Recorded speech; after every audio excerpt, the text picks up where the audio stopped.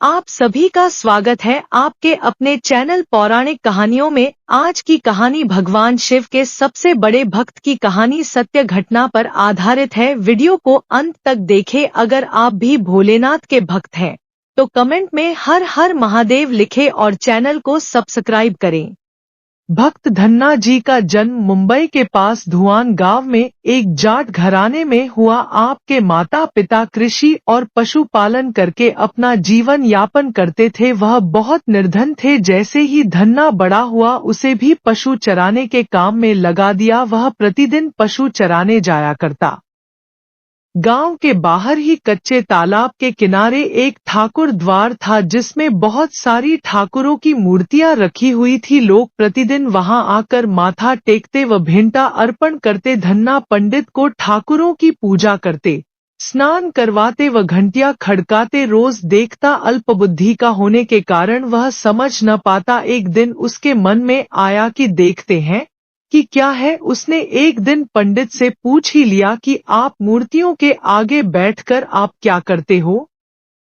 पंडित ने कहा, ठाकुर की सेवा करते हैं जिनसे कि मनोकामनाएं पूर्ण होती हैं। धन्ने ने कहा, यह ठाकुर मुझे भी दे दो। उससे छुटकारा पाने के लिए पंडित ने कपड़े में पत्थर लपेट कर दे दिया।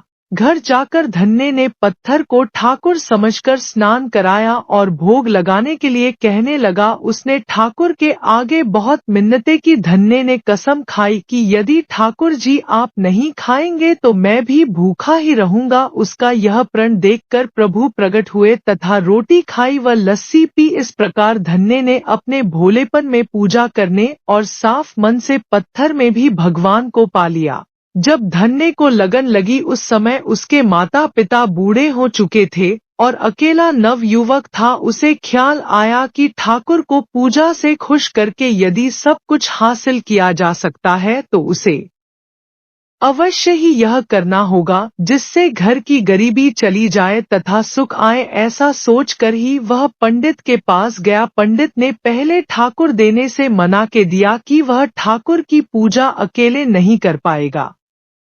दूसरा, तुम अनपढ़ हो। तीसरा, ठाकुर जी मंदिर के बिना कहीं नहीं रहते और न ही प्रसन्न होते, इसलिए तुम जिद मत करो और खेतों की संभाल करो। ब्राह्मण का धर्म है पूजा पाठ करना, जाट का कार्य है अनाज पैदा करना।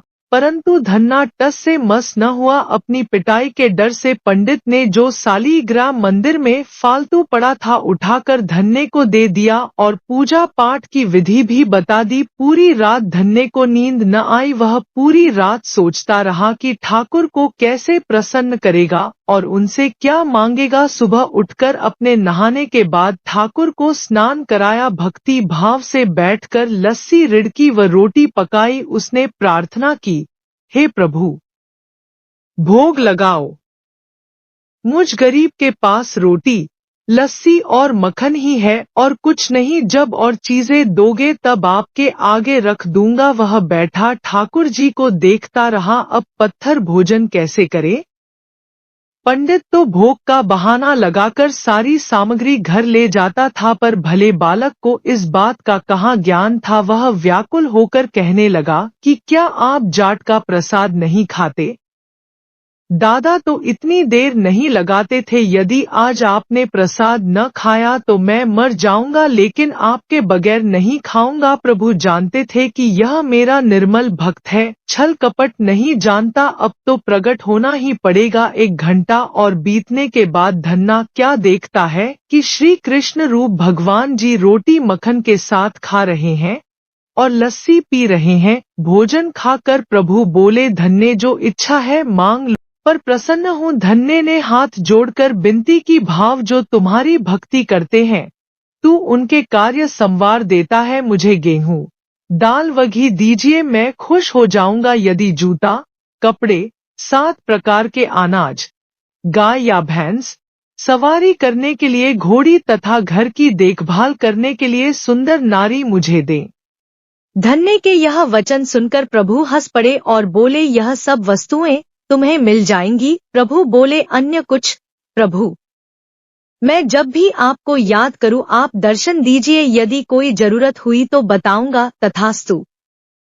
भगवान ने उत्तर दिया, हे प्रभु, धन्ना आज से आपका आजीवन सेवक हुआ, आपके अलावा किसी अन्य का नाम नहीं लूंगा। धन्ना खुशी से दीवाना हो गया, उसकी आंखें बंद हो गई। जब आंखें खोली तो प्रभु वहां नहीं थे, वह पत्थर का सालग्राम वहां पड़ा था। उसने बर्तन में बचा हुआ प्रसाद खाया, जिससे उसे 3 लोकों का ज्ञान हो गया।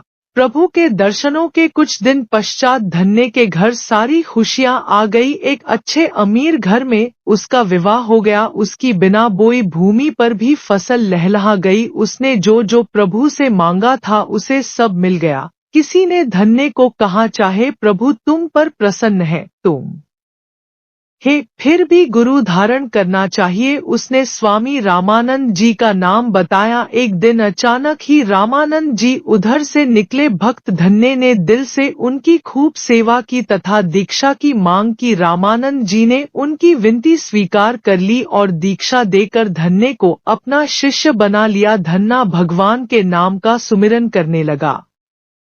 अगर आपको कहानी पसंद आई हो तो वीडियो को लाइक करें और चैनल को सब्सक्राइब करें और बेल आइकन को प्रेस करें ताकि आपकी मनपसंद कहानियां आप तक पहुंचती रहे। आपका दिन शुभ हो।